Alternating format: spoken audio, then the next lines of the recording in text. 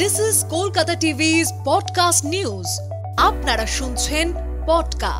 তালিকা যাচাইয়ের কাঠামো আর দায়িত্ব দিতে বৈঠকে অভিষেক। আমি পবিত্র শোনাবো বিস্তারিত। মুখ্যমন্ত্রী মমতা বন্দ্যোপাধ্যায়ের পর এবার ভোটার লিস্ট যাচাইয়ের সাংগঠনিক বৈঠকে দলের সর্বভারতীয় সাধারণ সম্পাদক অভিষেক বন্দ্যোপাধ্যায়। শনিবার ভার্চুয়াল বৈঠকে দলের সমস্ত জনপ্রতিনিধি ও পদ অধিকারীদের সঙ্গে অনলাইনে বৈঠক করবেন তৃণমূলের সর্বভারতীয় সাধারণ সম্পাদক। মূলত ভোটার তালিকা সংশোধনের বার্তার পাশাপাশি সংগঠনের বর্তমান পরিস্থিতি খতিয়ে দেখবেন তিনি। ব্লক স্তর থেকে সংগঠনের কি হাল তা বুঝে নেবেন। পরিস্থিতি বুঝে সাংগঠনিক দিশা দেখাতে পারেন তৃণমূল নেতা।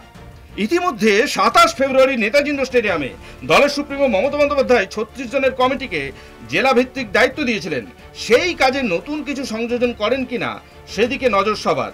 দলনেত্রী বলার পরও নতুন কি কৌশল বাতনান অভিষেক বন্দ্যোপাধ্যায়, সেই দিকে তাকিয়ে রয়েছে সমস্ত কর্মীরা। শুনুন পডকা রাত দিন 7 দিন।